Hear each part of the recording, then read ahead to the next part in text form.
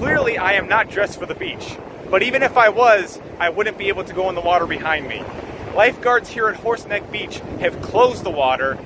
Visitors can walk along the shoreline, but they can't go in much more than about their toes getting wet. Ankle or more, the lifeguard's going to come and take you out of the water. They say the riptide here is as strong as it's ever been. I spoke with one lifeguard who's been working here for about 7 years, and he said he doesn't remember maybe here and there them closing the water, but this is as bad as it's gotten, especially right now around noon.